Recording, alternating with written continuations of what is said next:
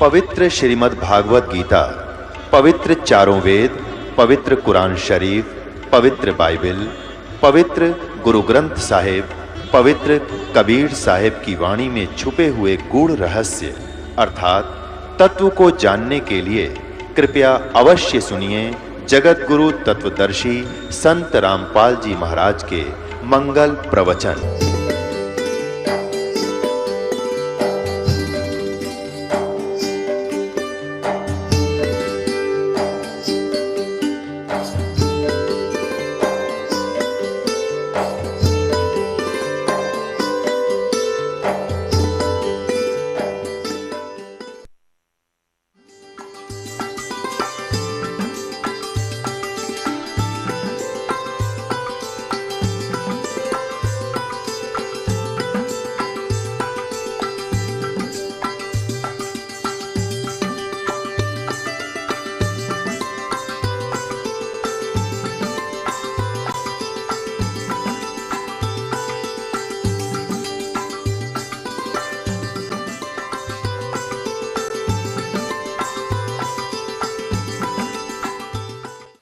दास कोई भिखारी नहीं था, परमात्मा का दिया हुआ 2 रोटी भी थी। जूनियर इंजीनियर की नौकरी करता था, सेठ नहीं था तो भूखा भी नहीं रहता था।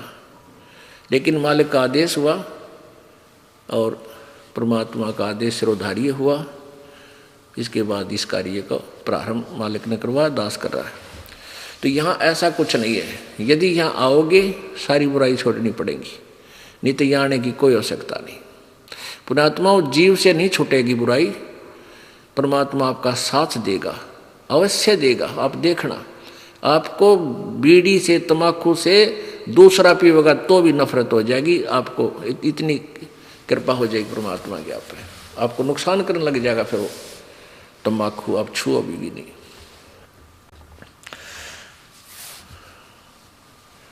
अब प्रसंग चल रहा है कि प्रेम की पवन करे चितबंधन धल के तेज नयारे।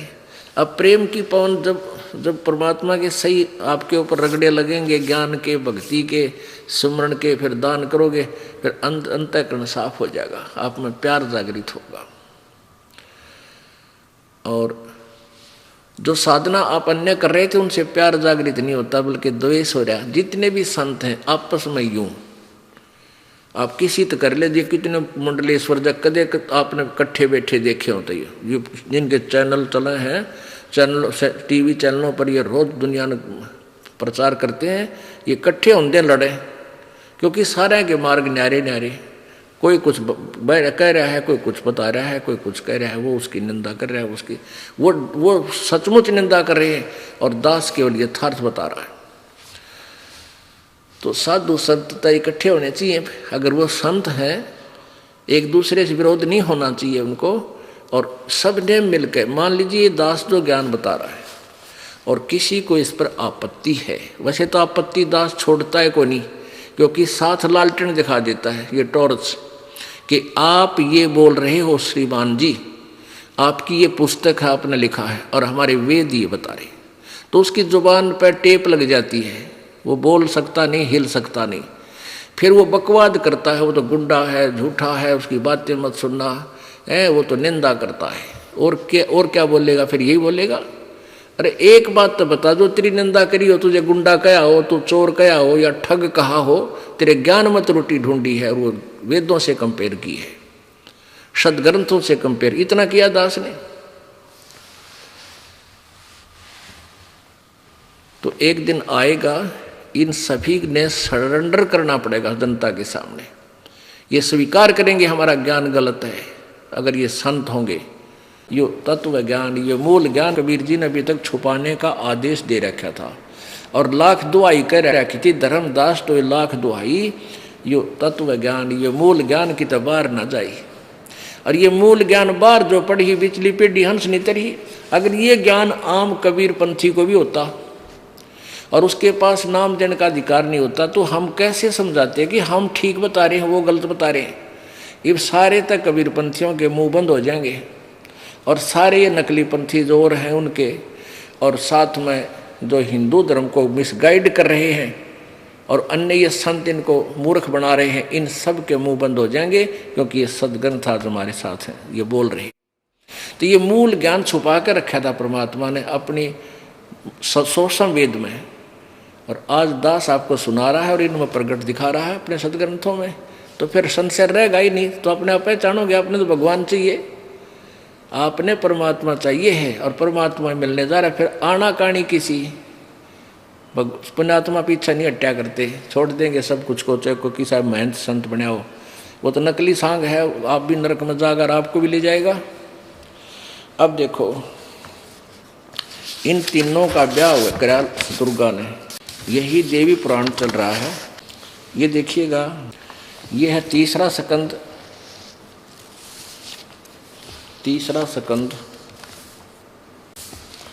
और प्रश्न नंबर ये 126, या नीचे देखिएगा। ब्रह्मा जी, इस सारे संसार में मैं ही व्यापक रूप से विराजमान हूं, ये दुर्गा बोल रही है। और फिर क्या कहती है, ब्रह्मा जी इस शक्ति को तुम अपनी स्त्री बनाओ, यह अनुपमा सुंदरी है, इसका मुख सदा मुस्कान से भरा रहता है, महासरस्वती नाम से विख्यात इस श्रेष्ठ देवी में सभी रजोगुण विद्यमान हैं। अब यहाँ इस अनुवादकर्ता ने ऐसा किया है, जबकि यहाँ सावित्री होना चाहिए। इसका दिव्य शरीर स्वच्छ वस्त्रों से सुशोभित है, यह सुंदरी अब सदा तुम्हारी स्त्री होकर रहेगी। इस प्रेयसी भार्या को भी मेरी ही विभूति समझकर आदर की दृष्टि से देखना। आगे देखो, अब तीसरा स्कंद ये चल रहा है और प्रश्न नंबर 128 पे, इस प्रकार मुझे आज्ञा देकर वंदना भगवती, प्रसन्न वंदना भगवती जगदम्बा ने भगवान विष्णु से कहा, विष्णु मन को मुग्ध करने वाली इस महालक्ष्मी को लेकर तुम भी पधारो, यानी जाओ, और यह सदा तुम्हारे वक्ष स्थल में विराजमान रहेगी, तेरी छाती में बैठी रहेगी। नो कह आगे देखो, तुम इस लक्ष्मी के साथ सदा आनंद करना। ये रामाकांत, पहला बाग बीज दूसरा काम बीज किलम, तीसरा बाग माया बीज हरियम, ये मेरे मंत्र हैं। अब देखो, कहीं की ईंट कहीं का रोड़ा, अरदास आपको ये परमात्मा ने दिए हुए सत्य यानी सूक्ष्म वेद में जो ज्ञान है उसमें से ये मंत्र आपको दिए जाते हैं, वो बिल्कुल एक्यूरेट मंत्र हैं और सारे ही कंप्लीट हैं। इन किते सिर, किते पैर, किसी की टांग, किसी का कुछ ईंट कहीं का रोड़ा। आगे कहते हैं कि भक्ति और मुक्ति देने वाले इन मंत्रों को सदा स्मरण रखना चाहिए। ऊपर जो बोले हैं, कल्याणकारी इच्छा करने वाले पुरुष ओम इस पर्वण के साथ मंत्र जप करे। पुरुषोत्तम तुम वैकुंठ की रचना करके वहीं विराजमान रहो। पुण्यात्मा जो दास आपको पहला मंत्र देता है वो 5 नाम, इसमें से 2 नाम इसने स्पष्ट किए हैं, लेकिन कहीं की ईंट कहीं का रोड़ा, फिर कहते तेरा कल्याण हो, ओम नाम जपले जतन कल्याण चाहिए। और ये सहयोगी मंत्र हैं, ये मोक्ष के अकेले से मोक्ष नहीं, ये सहयोगी मंत्र हैं। जैसे रोग काटने के लिए ग्लूकोज अलग है, ग्लूकोज रोग नहीं काटती, वो सहयोग देती है शरीर को स्वस्थ बनाने में, लेकिन रोग काटने की औषधि न्यारी होती है। आगे देखो, देवी ने कहा, शंकर मन को मुग्ध करने वाली यह महाकाली गौरी नाम से विख्यात है, तुम इसे पत्नी बनाओ, पत्नी रूप से स्वीकार करो, कैलाश की रचना करके वहीं रहो और इसके साथ सुखपूर्वक आनंद करो, तुम्हारी लीला में तमोगुण की प्रधानता रहेगी। अब ये क्लियर हो गया पुण्यात्माओं, जो परमेश्वर जी ने 600 वर्ष पहले जो कथा सुनाई थी, जो ज्ञान दिया था अपने सूक्ष्म वेद में, सूक्ष्म वेद में यानी सच्चिदानंद घन की वाणी में, अर्थात कबीर वाणी में, वो 100% 100% सत्य है। और आज हमारे सदग्रंथ उसको सेकंड कर रहे हैं उसका समर्थन कर रहे हैं। भले ही इन सदग्रंथों में कंप्लीट नॉलेज नहीं है, फिर भी कबीर परमेश्वर से सुना हुआ ये ब्रह्मा जी कहीं ना कहीं से थोड़ा बहुत हिंट दे ही रहा है। अब दास आपको दिखाएगा श्रीमद् भगवत गीता, जिसमें तीनों देवताओं ब्रह्मा, रजगुण ब्रह्मा, सतगुण विष्णु, तमगुण शिव जी की उत्पत्ति स्पष्ट होती है। एक बार फिर कंसेप्ट क्लियर करना पड़ेगा कि रजगुण ब्रह्मा है, सतगुण विष्णु, तमगुण शिव जी, फिर ये पवित्र गीता आपके समझ में आएगी। और देवी पुराण में स्पष्ट किया है और शिव पुराण में स्पष्ट किया है कि दुर्गा को प्रकृति भी कहते हैं। पवित्र श्रीमद् भगवत गीता पवित्र चारों वेदों का सारांश है, और चारों वेद जितने मोटे मोटे हैं, जिसमें 18,000 कुछ मंत्र हैं, और गीता जी में केवल 700 मंत्र हैं। तो 18,000 मंत्रों को 700 मंत्रों में लाना, उसके लिए कोड वर्ड सांकेतिक शब्द ज़्यादा हैं। इसलिए 15वें अध्याय के प्रथम श्लोक में बताया है कि तत्वदर्शी संत ही पूरा ज्ञान इसको खोल कर समझाओगा गीता जी को। और तत्वदर्शी संत वो होगा जो उल्टे लटके संसार रूपी वृक्ष के जड़ से लेकर तना, डार और शाखाओं को भिन्न भिन्न बता देगा। तो परमेश्वर कबीर जी ने ही आकर यह भूमिका की थी तत्वदर्शी संत की, और उन्हीं का दिया हुआ ज्ञान इस दास के पास उपलब्ध है। कबीर परमेश्वर जी ने कहा था, कबीर अक्षर पुरुष एक पेड़ है, निरंजन वा की डार, और तीनों देवा शाखा है, ये पात रूप संसार। और जड़ है वो कौन है? वो अलग है, वो परमात्मा है। बाहर जो तुम्हें दिखाई देते हैं ये ऐसी स्थिति है। तो ये बताया है 15वें अध्याय के प्रथम श्लोक में गीता जी में कि जो इस संसार रूपी वृक्ष के भिन्न भिन्न बता देगा वो तत्वदर्शी संत है। और चौथे अध्याय के 34वें श्लोक में गीता जी में कहा कि अर्जुन उस तत्व ज्ञान को समझने के लिए उन तत्वदर्शी संतों की खोज कर। तो यहाँ तत्वदर्शी संत की पहचान भी बता दी 15वें अध्याय के प्रथम श्लोक में। तो यहाँ देखिएगा श्रीमद् देवी भागवत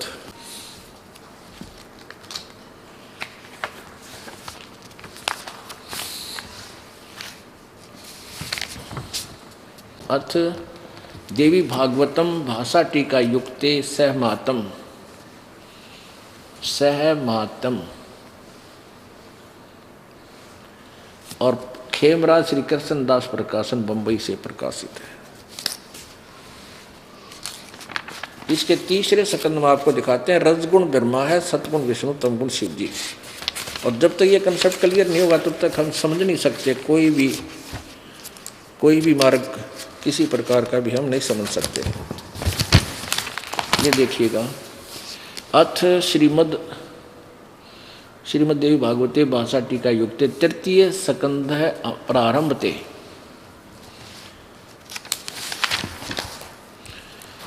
ये देखिएगा देवी भागवत पृष्ठ 11 पे है इसके, और तृतीय सकंद भाषा टीका युक्त तृतीय सकंद और अध्याय 5 के मंत्र नंबर 8 में, 7 समाप्त हुआ 8 में भगवान शंकर कह रहा है कि हे माता, यदि हमारे ऊपर आप सदा दयायुक्त हो तो हमको तमोगुण में किस प्रकार प्रदान किया, ब्रह्मा रजोगुण और हरि सतोगुण। अब संस्कृत देखो, क्योंकि संस्कृत भी साफ है इसलिए ये गड़बड़ नहीं कर सके, सच्चाई लिखनी पड़ी अनुवादकर्ता ने। यदि दया धर्मना न सदाम्बिके कथम अहम विहित है। शंकर जी कह रहे हैं कि यदि माता तू हमारे पर दयालु है, हमें कहती है मैं तुम्हारे ऊपर बहुत दयालु हूँ, तो मुझे बहुत प्यारे हो, तो इसे कुकर्म में क्यों ला दिए हम? मैं रजोगुण क्यों बना दिया, तमोगुण क्यों बना दिया, कितने जीव मरे मेरे कारण, और ब्रह्मा जी को रजगुण क्यों बना दिया। सब विवश होकर के संतान उत्पत्ति करते हैं प्रभाव से। और विष्णु जी को सतोगुण क्यों बना दिया, ये एक दूसरे में फंसे रहते हैं नकली सांग में, झूठे बेटा बेटी आज मर जा कल कौन किसका। अरे जब तक ये हैं तब तक हम इनके बिना रह नहीं सकते। ये सतोगुण के दबाव में हम ऐसे यहाँ मूर्ख बने हुए हैं। शंकर जी रोते हुए कह रहे हैं अपनी माँ से, दुर्गा से, और दुर्गा साची बताती नहीं, एंड वेंड करे न बनाए रखे कि कहीं इनको सच्चाई का पता लग जाए, ये कार्य छोड़ दें। ये देखो अब कहते हैं भगवान शंकर कह रहे हैं यदि दया धर्मना न सदा अंबिके, कथम अहम विहित, किस प्रकार मैं बना दिया तमोगुण, और कमलजय, कमल से उत्पन्न होने वाले ब्रह्मा को रजोगुण संभव क्यों बना दिया, और सुहित किमु सतोगुण हरि, हरि को सतो, विष्णु को सतोगुण क्यों बना दिया, किस लिए बनाया फिर हमारे को रजगुण तमगुण सतगुण। इति सिद्धम, रजगुण ब्रह्मा है, सतगुण विष्णु, तमगुण शिव जी, और प्रकृति दुर्गा को कहते हैं। ये आपने शिव पुराण के रुद्र संहिता के अध्याय नंबर 6 में स्पष्ट देख लिया। अब देखिए इन तीनों देवताओं की उत्पत्ति श्रीमद् भगवत गीता, नोट भागवत, ये देखिएगा, क्योंकि भागवत सुधा सागर को कहते हैं ये लोग। श्रीमद् भगवत गीता, जयल गोविंद का इसका अनुवादक है, और 14वां अध्याय मंत्र श्लोक नंबर 3, 4, 5 में ये कंसेप्ट क्लियर हो जाए। ये देखिएगा अध्याय 14, 3 श्लोक को हम पढ़ कर सुनाते मंत्र को। हे अर्जुन, मेरी, वैसे इसका अर्थ है माम ब्रह्म, मुझ ब्रह्म की, मुझ ब्रह्म, अच्छा वैसे इनका अनुवाद पढ़ते हैं। हे अर्जुन, मेरी महत ब्रह्म मूल प्रकृति संपूर्ण भूतों यानी प्राणियों की योनि है, अर्थात गर्भाधान स्थान है, और मैं उस योनि में चेतन समुदाय गर्भ को स्थापना करता हूँ। इस जड़ और ततः माने उससे, उसके संयोग से, उस जड़ चेतन से, उसके संयोग से सभी प्राणियों की, भूतों की उत्पत्ति होती है। अब चौथे में क्या कहा है, अर्जुन, नाना प्रकार के की सभी योनियों में, जितने भी ये कुत्ते गधे सूअर की योनियां हैं, जितनी भी मूर्तियां अर्थात शरीरधारी प्राणी उत्पन्न होते हैं, प्रकृति यानी दुर्गा उन सब की गर्भ धारने वाली माता है, और मैं बीज स्थापन करने वाला पिता हूँ। और 5वें में, हे अर्जुन, सतगुण विष्णु, रजगुण ब्रह्मा और तमगुण शिव जी, ये प्रकृति से उत्पन्न, ये दुर्गा से उत्पन्न हुए हैं। तीनों गुण अविनाशी जीवात्मा को शरीर में बांधते हैं। अब काल अपने आप बरी होना चाहता है कि मैं नहीं, ये ब्रह्मा विष्णु महेश ही तुम्हें यहाँ कर्मों के बंधन में बांधे रखते हैं। जैसा आपने गीता जी अध्याय नंबर 15 के श्लोक नंबर 1, 2, 3 और 4 में देख सुना कि उसमें भी ये काल कहता है कि ये तीनों गुण यानी रजगुण ब्रह्मा, सतगुण विष्णु, तमगुण शिव जी ही सभी प्राणियों के कर्मानुबंधनी, कर्मा के अनुसार बंधन करने के मूल कारण है। ये तुम्हें यहाँ फंसाए रखते हैं। और परमेश्वर क्या बताते हैं कबीर जी कि नहीं, ये काल तुम्हें बहका रहा है। ये सब ने मिलकर ही तुमको इन सभी ने मिलकर आपको यहाँ फंसा रखा है। क्या बताते हैं, ब्रह्मा विष्णु महेश्वर माया और धर्मराया कहिए। इस काल को धर्मराय भी बोलते हैं, क्योंकि ये अपने आप को कहता मैं धर्म का राज करता हूँ, जो जैसा करता हूँ वैसा ही फल देता हूँ। ब्रह्मा विष्णु महेश्वर माया और धर्मराया कहिए, इन पांचों मिल पर पंच बनाया, वाणी हमरी लहिए। परमात्मा कहते हैं, गरीबदास जी को ज्ञान दिया, गरीबदास जी परमेश्वर की महिमा प्रकट कर रहे हैं अपनी वाणी में। जैसा कि कबीर सागर में आपने देखा कि कबीर परमेश्वर ने 600 वर्ष पहले कहा था कि 12वां पंथ जो गरीबदास पंथ होगा और उसका प्रवर्तक होगा, वो 1774 में उसका जन्म होगा। उसमें 75 गलती से लिखा है कबीर सागर में, और उससे मेरी महिमा की वाणी प्रकट होएगी। लेकिन वो गरीबदास पंथ वाले भी उस वाणी को नहीं समझ सकेंगे। फिर 12वें पंथ में चल के हम ही आएंगे और फिर उस वाणी को निर्णय करके समझाएंगे, सब पंथों को मिटाकर एक ही पंथ चलाएंगे। तो ये परमेश्वर की महिमा की वाणी गरीबदास जी ने प्रकट की है कि कबीर जी क्या बताना चाहते हैं। क्या बताते हैं कबीर जी, इन पांचों मिल जीव अटकाए, युगन युगन हम आन छुटाए। इन पांचों ने मिलकर तुम्हें यहाँ फंसा रखा है, और युग युग प्रत्येक युग में आके हम ही छुड़वाते हैं तुम्हारे को इनसे। सत भक्ति करवा के, सच्चा ज्ञान दे के, तुम्हारा विश्वास दृढ़ करा के और सतलोक ले जाते हैं। बंदी छोड़ हमारा नामम, अजर अमर है अस्थिर ठामम। कबीर परमेश्वर कहते हैं बंदी छोड़ है मेरा नाम, यानी बंद छुड़वाने वाले, और हमारा स्थान सतलोक अजर अमर है, वो कभी नष्ट नहीं होता, वो शाश्वतम स्थानम, वो सनातन परम धाम है जो हमारा वास्तविक स्थान है। अब इनकी महिमा क्या बताते हैं? पीर पैगंबर कुतुब ओलिया सुर नर मुनि जन ज्ञानी, एत्या क्यों तो रा ना पाया ये जम कै बंधे प्राणी। हे बंदी छोड़। अब ये है ये सूक्ष्म वेद, इस सूक्ष्म यानी सच्चिदानंद घन की वाणी, इसके एक श्लोक को अनुवाद करने के लिए पीर पैगंबर कुतुब ओलिया सुर नर मुनि जन ज्ञानी, एत्या को तो रा ना पाया ये काल के बंधे प्राणी। इनको तो तत्व ज्ञान नहीं मिला, ना देवताओं को, ना ऋषियों को, ना महर्षियों को, इनको तत्व ज्ञान प्राप्त नहीं था, इसलिए ये काल की ही डोर से बंधे रहे। परमेश्वर कहते हैं, कबीर जी कहते हैं, सुर नर मुनि जन 33 करोड़ी बंदे सभी निरंजन डोरी। ये काल की डोर का बंद रहे, इनको यथार्थ ज्ञान नहीं है। और पुण्यात्मा, यहाँ एक बात समस्या आ जाती है कि क्या ब्रह्मा विष्णु महेश और देव ऋषियों ने किसी को ज्ञान नहीं था? हाँ, किसी को ज्ञान नहीं था। अब या फिर कुनीन होगी या अलग उतरा, अलग में उतरे नहीं, हमारे दिमाग में स्वीकार्य नहीं हो, गले नहीं उतरेगी, लेकिन यह उतारेंगे गले, गले उतरे अंदर जाए बिना दवाई काम नहीं करे, अगर ऊपर रहेगी तो इसके लिए फिर आपको प्रमाण दिखाना पड़ेगा।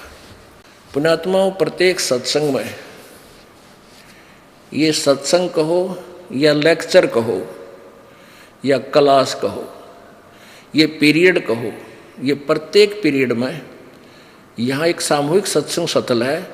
क्या होता है कि जैसे ये 3-4 दिन का हम लगातार इसलिए करते हैं कि एक परिवार में 5-6 सदस्य हैं, तो 2 आ जाते हैं पहले दिन, वो चले जाते हैं सत्संग, एक सुनकर दिन का मान ले, फिर शाम में दूसरे आ जाते हैं, आसपास हैं तो यहाँ आसपास का ऐसा है, और फिर तीसरे आ जाते हैं अगले दिन। तो ऐसे वो अपना 3 दिनों में टर्न वाइज सारे लाभ उठा ले जाते हैं। तो इसलिए दास चाहता है कि रह कर ये रेग मार बार बार मारा जाता कि सब का मैल उतर जाए। और जो पुण्यात्मा बार बार सुनते हैं प्रभु की महिमा, चाहे 1,00,000 बार सुन ले तो बार भी आनंद आना चाहिए। यदि आपको आनंद नहीं आ रहा कि तो कल सुनी थी आज भी फिर सुना रहे हैं गुरु जी, तो आप अस्वस्थ है, आप अभी भक्ति योग नहीं हुए हो। जैसे व्यक्ति को बुखार हो जाता, मलेरिया, उसको रोटी भी कड़वी लगती है, मनुक्खा दाख भी कड़वी लगती है, और उसका इलाज क्या है? कड़वी लग गए हैं तो कुनीन कड़वी खानी पड़ेगी, फिर वो स्वस्थ होगा, और स्वस्थ होने के बाद फिर वो सूखी रोटी भी उसको मीठी लगेगी। ऐसे ही जो व्यक्ति पहली बार सत्संग सुनता है उसको ये ज्ञान अटपटा सा लगता, पर सुनता रहे, फांकी मार इसकी, ना चाहते हुए, जैसे गोली ना चाहते हुए भी गटक जाया करें, ना चाहते हुए सुनते रहना इस ज्ञान को। ये कानों के माध्यम से आपके पेट में जाएगी कुनीन, और फिर साफ कर देगी अंदर से, जिससे आपको कड़वापन था। अब दिखाते हैं कि ना ब्रह्मा सुर नर मुनि जन 33 करोड़ी बंदे सभी निरंजन डोरी, पीर पैगंबर कुतुब ओलिया सुर नर मुनि जन ज्ञानी, एत्या को तो रा ना पाया ये जम कै बंधे प्राणी। ये वाणी परमात्मा की। अब इस वाणी को सिद्ध करना अति आवश्यक है, नहीं तो कोई भी नहीं मानेगा कि ब्रह्मा विष्णु महेश सुर माने देवता है। इन देवताओं को ज्ञान नहीं था, और इन मुनियों को, ब्राह्मणों को कोई ज्ञान नहीं था, ऋषियों को तत्व बिल्कुल भी ABC, ये तो वेद ज्ञान था ही नहीं इनको। अब ये सिद्ध करेंगे अपने सदग्रंथ श्रीमद् देवी भागवत। देखिए तो पुण्यात्मा, इस जितनी बार भी आप सत्संग सुन रहे हो और आपको प्रत्येक जितनी बार भी रह कर जो बार बार रिपीट भी की जाती है तो भी अच्छी लगती है, तो आप स्वस्थ हो। जैसे सुबह रोटी खाई आपने और शाम में फिर आपकी रुचि रोटी भोजन में है तो आप स्वस्थ हो, यदि अरुचि है तो आप अस्वस्थ हो लिए वो कड़वी दवाई फिर खाओ। कहने का भाव ये है कि ये मान लिया आपको लगता है गुरु जी ने कल भी दिखाई थी, परसों भी दिखाई थी, ऐसा मन में आता है तो आप अभी अस्वस्थ है, पर फिर सुन इस कड़वी दवाई न खाता ही रहे, अरुचि से भी सुनता रहे, ये रोग ऐसे ही कट जाएगा। फिर आपको चाहे 100 बार सुननी पड़े, 100 बार अच्छी लगेगी। अब देखिएगा, श्रीमद् देवी भागवत गीता प्रेस गोरखपुर से प्रकाशित है।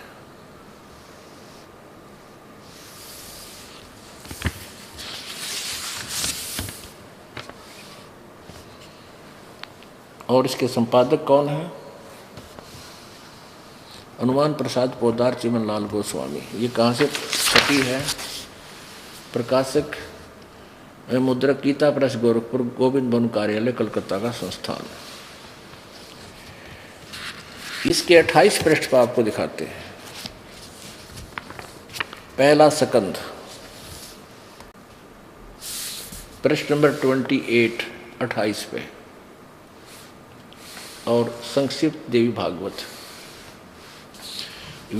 नारद जी और व्यास की वार्ता हो रही है, यहां देखिएगा।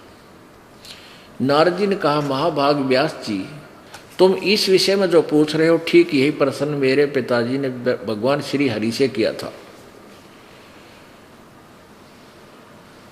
यहां देखना,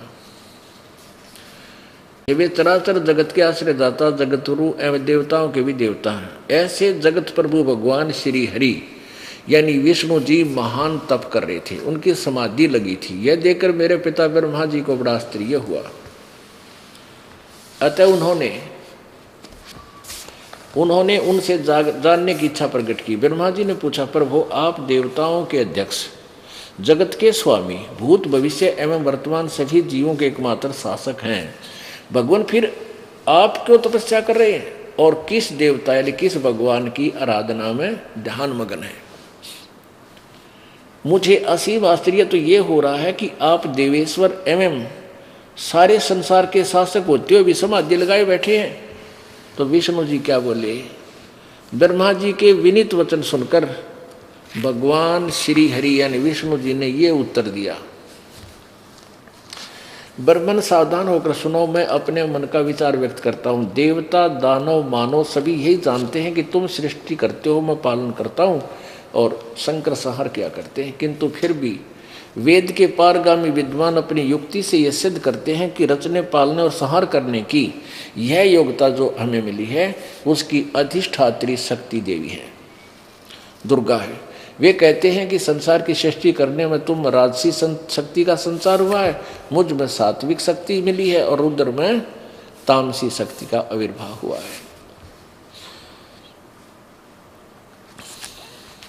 सुवर्थ प्रत्यक्ष और परोक्ष दोनों उदाहरण में तुम्हारे सामने रखता हूँ, सुनो। यह निश्चित बात है कि उस शक्ति यानी दुर्गा के अधीन होकर मैं इस शेष नाग की सैया पर सोता हूँ, सृष्टि करने का अवसर आती जाग जाता हूँ, मैं सदा तप करने में लगा रहता हूँ। इस शक्ति के शासन से कभी मुक्त नहीं रह सकता। कभी अवसर मिला तो लक्ष्मी के साथ सुखपूर्वक समय बिताने का सौभाग्य प्राप्त होता है। मैं कभी तो दानवों के साथ युद्ध करता रहता हूँ, कभी अखिल जगत को भय पहुँचाने वाले दैत्यों के विकराल शरीरों को शांत करना मेरा परम कर्तव्य हो जाता है। और फिर क्या कहते हैं, अब यहाँ तोड़ पाड़ दिया विष्णु जी ने अपने ज्ञान का। मुझे सब प्रकार से शक्ति के अधीन होकर रहना पड़ता है, उन्हीं भगवती शक्ति का मैं निरंतर ध्यान किया करता हूँ। और ब्रह्मा जी मेरी जानकारी में इन भगवती शक्ति से यानी दुर्गा से बढ़कर और कोई देवता नहीं, कोई और भगवान को नहीं। ओ तेरा गजब। अब आगे परमात्मा की वो वाणी, स्वर नर मुनि जन 33 करोड़ी, ये बंधे सभी काल की डोरी। इन ब्रह्म तक का विज्ञान कोई ना, वेदों का विज्ञान नहीं विष्णु जी को, ना ब्रह्मा जी को। अब देख दुर्गा क्या बताती है, ये कहता है कि मैं तो दुर्गा से ऊपर कोई भगवान नहीं मानता, देव नहीं मानता। और देवी क्या कहती है कि ब्रह्म की पूजा करो, उसका ओम नाम है, सब बातें छोड़ दो। बता भाई, अभी नकित कित रो है। अब 562 पृष्ठ पे आपको दिखाते हैं। श्री 7वां सकंद संक्षिप्त देवी पुराण देवी भागवत 562। अब देवी बता रही है, हिमालय को ज्ञान उपदेश दे रही है, ब्रह्म स्वरूप का वर्णन। पहले तो ये अपनी अटकल्ला है कि मेरा ऐसी भक्ति करो, फिर कहती वो ब्रह्म कैसा है वो बताती हूँ। श्री देवी जी कहने लगी है, उस ब्रह्म का क्या स्वरूप है यह बतलाया जाता है, जो प्रकाश रूप सबके अत्यंत समीप में सचित, हृदय रूप गुहा में सचित होने के कारण गुहाचर नाम से प्रसिद्ध और महान पद अर्थात परम प्राप्य है। वह समस्त प्रजा के ज्ञान से परे है, अर्थात किसी की बुद्धि में आने वाला नहीं है, ऐसा तुम जानो। जो परम प्रकाश रूप है, जो सूक्ष्म से भी अत्यंत सूक्ष्म है, जिसमें संपूर्ण लोक और उन लोकों में निवास करने वाले प्राणी सचित हैं, वही यह अक्षर ब्रह्म है, वही सबके प्राण है, वह सबकी वाणी है और वही सबके मन है। यह सब परम सत्य, ये परम सत्य और अमृत अविनाशी तत्व है। सौम्य उस वेदने योग्य लक्ष्य का तुम वेदन करो, मन लगाकर उसमें तन्मय हो जाओ। सौम्य उपनिषद में कथित महान अस्त्र धनुष लेकर उस पर उस उपासना द्वारा तीक्ष्ण किया हुआ बाण संधान करो और फिर भावनागुप्त चित्त के द्वारा उस बाण को खींचकर उस अक्षर ब्रह्म को ही लक्ष्य बनाकर वेदन करो। या मई मत बताओ है और भगवान अविनाशी परमात्मा की मंत्र बता रही है। ओम परवण माने ओम धनुष है, जीवात्मा बाण है और ब्रह्म को उसका लक्ष्य कहा जाता है। उस एकमात्र ब्रह्म को ही जाने, दूसरी सब बातें छोड़ दे, यानी ना मेरी पूजा करना ना किसी और की, केवल ब्रह्म उपासना करें। यही अमृत रूप से परमात्मा के पास पहुंचने का पुल है। यहाँ देखो, इस आत्मा का ओम के जप के साथ, परमात्मा लिखना था यहाँ पर, इस परमात्मा का ओम के जप के साथ ध्यान करो। इससे अज्ञान में अंधकार से सर्वथा परे संसार सागर समुद्र से उस पार जो ब्रह्म है उसको पा जाओगे, तुम्हारा कल्याण हो। और यहाँ वो क्या कह रही है, वह यह शब्द का परमात्मा आत्मा ब्रह्म लोक रूप दिव्य आकाश में रहता है, वहाँ सचित है अपना आत्मा। अब इन सतयुग के ब्राह्मणों का, मुनियों का ज्ञान और देख लेते हैं। 414 पृष्ठ। परमात्मा की एक वाणी, इतना ज्ञान फैला दिया इन लोगों ने कि परमात्मा के यथार्थ ज्ञान को, सत्य को सत्य सिद्ध करने के लिए ये इतने पापड़ बेलने पड़ते हैं इस दास को, जब आपका यूं यकीन होता है कि सचमुच कबीर जी की वाणी सच्ची है। छठा अध्याय और संक्षिप्त देवी भागवत 414 पृष्ठ। जन्मे जय ने पूछा, महाभाग किस युग में कैसा धर्म का स्वरूप है, इस संपूर्ण विषय को विशेष रूप से बताने की कृपा कीजिए। व्यास जी बोले, व्यास जी कह रहे हैं जो वेदों के राइटर हैं और गीता के और पुराणों के। राजन, ये निश्चय है कि सतयुग में ब्राह्मण वेद के पूर्ण विद्वान थे और उनके द्वारा निरंतर भगवती जगदम्बा की आराधना होती थी। जय हो। और वे भगवती का दर्शन करने के लिए उनका मन सदा ललायित रहता था। वाह रे वाह। यालियावड़ सतयुग के ब्राह्मणा का और वेद के पूर्ण विद्वान थे, दुर्गा की पूजा करते थे। और दुर्गा कह रही है वो तो ओम का जाप करो, बाकी सब छोड़ दो। और वेद यही कह रहे हैं और गीता यही कह रही है, गीता जी कि वो खुद कहता है कि मेरा तो एक ओम मंत्र है और कोई देवता की पूजा मत करो, किसी देव की पूजा मत करो यदि तुम्हें कल्याण चाहिए। अब ये तो सतयुग के ब्राह्मणा का ज्ञान है और कलयुग के ब्राह्मण तो राक्षस बताए हैं कि जो कल सतयुग में राक्षस होते थे उस कैटेगरी के कलयुग के ब्राह्मण हैं। अब दास नहीं करा, याद देखो यही छठा सकंद, यही 414 पृष्ठ पर ये आप पढ़ रहे थे, बिल्कुल इसी पृष्ठ पर यहाँ देखें। धर्म की यही सती जी त्रेता युग में रही, परंतु कुछ ह्रास हो गया। सतयुग की जो सतीथि थी वह द्वापर में विशेष रूप से कम हो गई। राजन, उन प्राचीन युगों में सतयुग त्रेता में और जो राक्षस समझे जाते थे वे कली में यानी कलयुग में ब्राह्मण माने जाते हैं, क्योंकि अब के ब्राह्मण प्राय पाखंड करने में तत्पर रहते हैं। दूसरों को ठगना, झूठ बोलना और वैदिक धर्म कर्मों से अलग रहना कलयुगी ब्राह्मणों का स्वाभाविक गुण बन गया। अब इनका तो कहना है कि भैया तो स्पष्ट होगी, अब सतयुग वालों की पोल पाटगी वह दुर्गा की पूजा करें, दुर्गा का ब्रह्म पूजा करो और ब्रह्म का वो परम पूर्ण ब्रह्म की पूजा करो, उसके लिए कोई तत्वदर्शी संत की खोज करो। बोलो सतगुरुदेव। परमेश्वर कबीर बंदी छोड़ जी, पूर्ण ब्रह्म है, सर्वश्रेष्ठी रचनहार है, ये कुल के मालिक है। ये परमात्मा अपनी प्यारी आत्माओं के लिए अपने सतलोक से चलकर आते हैं और वरिष्ठ यानी अच्छी आत्माओं को, श्रेष्ठ आत्माओं को मिलते हैं, उनको मिलकर के अपना ज्ञान समझाते हैं। फिर वो पुण्यात्माएं परमात्मा के तत्व ज्ञान से परिचित होकर के उस परमेश्वर के गुणगान ढोल के डंके पर गाते हैं। परमेश्वर जी अपनी वाणी में कहते हैं, कबीर जी,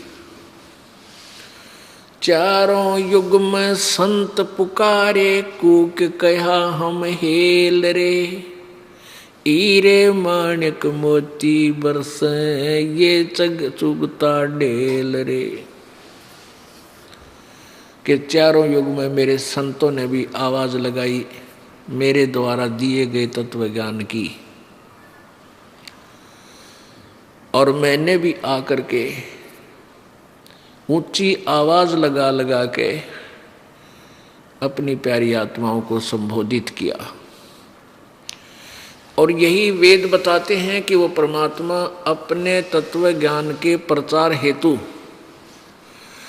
सतलोक से चलकर आता है। अपनी प्यारी आत्माओं को जो धार्मिक अनुष्ठान कर रहे हैं उनको आकर मिलता है,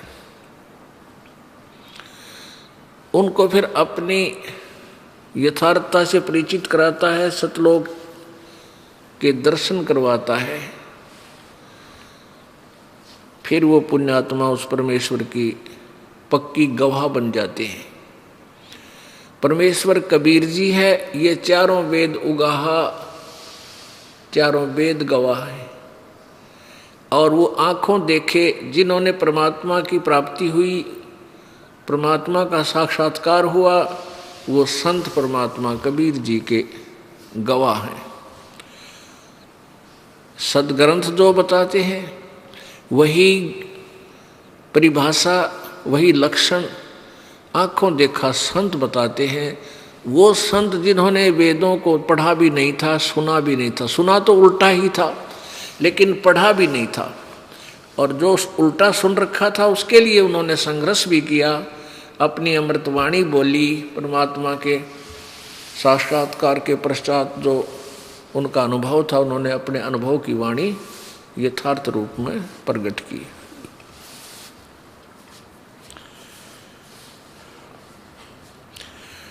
ये जो 5 दिवसीय सम्मेलन है, सत्संग है, ये धार्मिक अनुष्ठान जो चल रहा है, ये इसी खुशी में है कि फाल्गुन मास की द्वादशी को, फाल्गुन मास की द्वादशी को, सुदी को, यानी फाल्गुन उतरते की द्वादशी को पूर्ण परमात्मा कबीर देव जो बनारस में जुलाहे की भूमिका करके सन 1518 में चले गए थे सशरीर सतलोक में। उसके बाद वो सन 1727 में हरियाणा प्रांत, जिला झज्जर, गांव छुडानी के खेतों में संत गरीबदास जी 10 वर्षीय बालक को सशरीर आकर के मिले, एक महात्मा के रूप में उनको मिले थे। ये दिन विशेष पर्व के रूप में हम सभी परमेश्वर अनुयायियों ने मनाना चाहिए, और इसके उपलक्ष्य में अधिक से अधिक भक्तों ने यहाँ आश्रम में आकर के इस अमृत ज्ञान का लाभ उठाना चाहिए। हमारे लिए सबसे बड़ा पर्व है, सबसे बड़ा त्योहार है कि वो परमात्मा यहाँ आए, अपनी प्यारी आत्मा गरीबदास जी को अपने ज्ञान से ओत-प्रोत किया और उनको सचखंड में लेकर गए, सत्यलोक में। और वहाँ से फिर उनको छोड़ा। पूरा ज्ञान आँखों देखा, जो गरीबदास साहिब जी ने आँखों देखा परमेश्वर कबीर जी की महिमा, उनकी शक्ति, और फिर आँखों देखा ब्रह्मा विष्णु महेश की सतिथि, आँखों देखा ये ब्रह्म पर ब्रह्म कहाँ रहता है, ये काल की क्या सतिथि है। तो वो जो का जो आँखों देखा लिखा है। परमात्मा गरीबदास साहिब जी कहते हैं, हम देखा सो साच है और सकल प्रपंच, हमने जो देखा वो सत्य है, बाकी जो बोल रहे हैं ये सब झूठ बोलते हैं, बनावटी बातें। और आज ये बात सिद्ध हो रही है। पुण्यात्माओं, सबसे पहले हमने परमात्मा के विषय में ये जानकारी प्राप्त करनी है कि कौन है वो प्रभु और कहाँ रहता है वो मालिक, और उसको कैसे पाया जा सकता है, उसकी क्या स्थिति है, वो साकार है व निराकार। तो उससे हमने कैसे ये निर्णय करें। कोई कहता परमात्मा साकार है, तो साकार रूप में क्या बताते हैं कि जैसे ये सारी पृथ्वी ब्रह्मांड जो भी है ये परमात्मा का ही रूप है, ये साकार बताते हैं। और वैसे परमात्मा को निराकार बताते हैं। ये तो घिसी पिटी थूरी थी, ये तो बनावटी बातें थी, ये कोई बात हुई। कहते साकार रूप में यही परमात्मा है। अब जैसे आपको सृष्टि रचना सुनाई थी, सृष्टि रचना में ये विस्तार से आपको बताया गया, और अन्य संतों ने क्या बताया है, जैसे राधा स्वामी पंथ और धन धन सतगुरु सच्चा सौदा पंथ सिरसा वाले और जगमाल वाले मथुरा वाले, ये जय गुरुदेव वाले, ये सारे एक कुएं का पानी है, ये एक ही कुएं का जल है, इसमें कोई अंतर नहीं। वही इनका ज्ञान घिसा पिटा, कहीं की ईंट कहीं का रोड़ा, और वही इनके मंत्र और सृष्टि रचना इनकी सुन ले तो कहना है क्या है। इन्होंने बताया है कि पहले परमात्मा अकेले थे, निराकार था, और फिर परमात्मा साकार हुए तो ऊपर के 3 चेतन मंडल बन गए, 4 चेतन मंडल बन गए। परमात्मा जब साकार में आया तो सतलोक, अलखलोक, अगमलोक और अकहलोक, ये बन गया भगवान। ये पत्थर बन गया, यानी पृथ्वी बन गया। ये सब ऊपर घूम रहे हैं जो ग्रह पर है, यो कहते यो भगवान ऐसे बन गया। अरे तेरा गजब, ये भगवान अलग चीज है, ये पत्थर अलग चीज है, ये पृथ्वी ये तो अलग चीज है।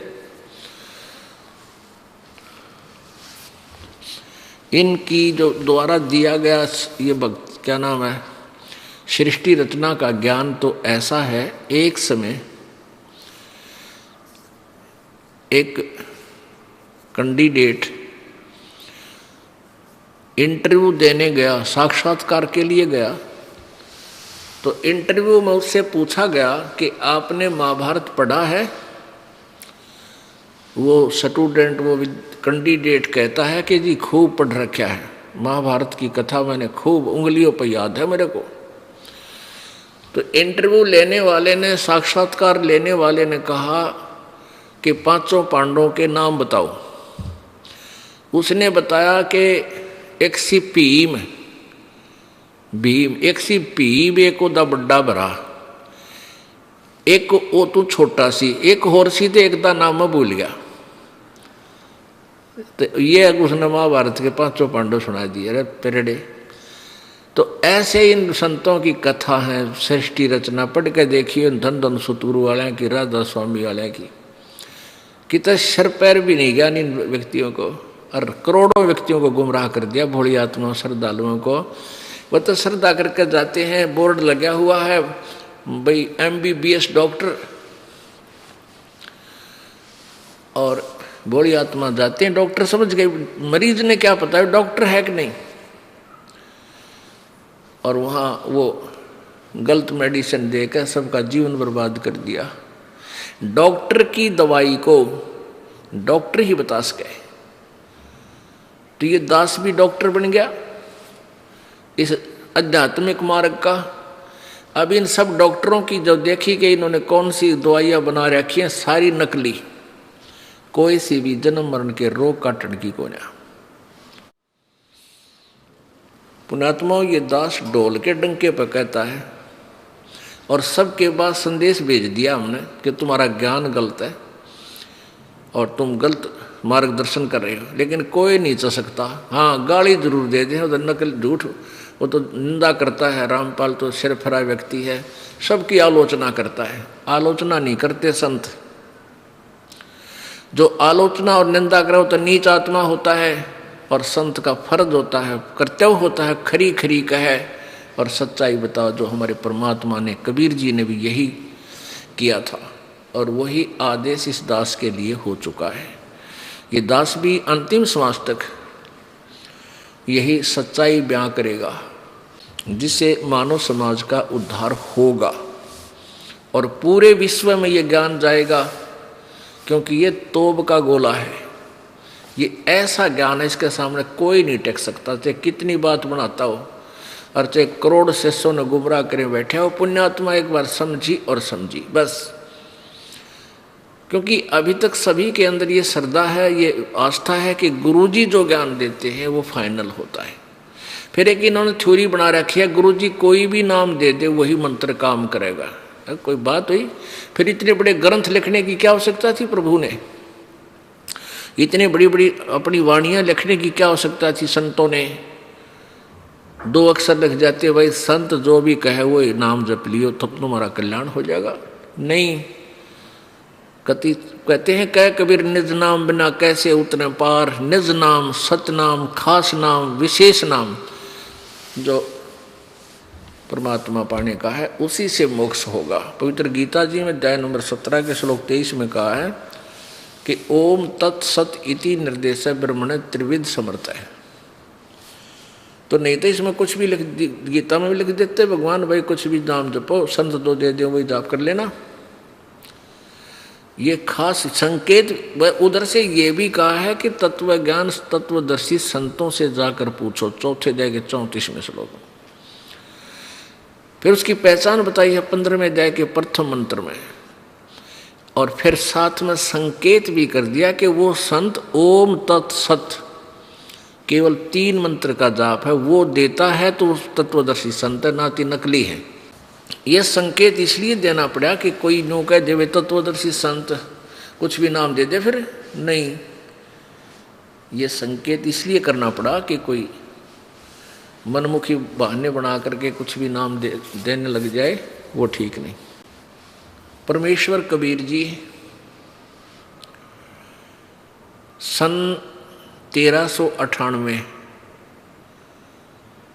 विक्रमी संवत 1455 में सतलोक से चलकर आए और एक कमल के फूल पर काशी शहर में लहर तारा नामक एक कमल के फूल पर एक नवजात शिशु का रूप धारण करके विराजमान हुई। उनके प्रत्यक्ष दृष्टा एक अष्टानंद नाम के ऋषि थे, जो महर्षि रामानंद स्वामी जी के शिष्य थे।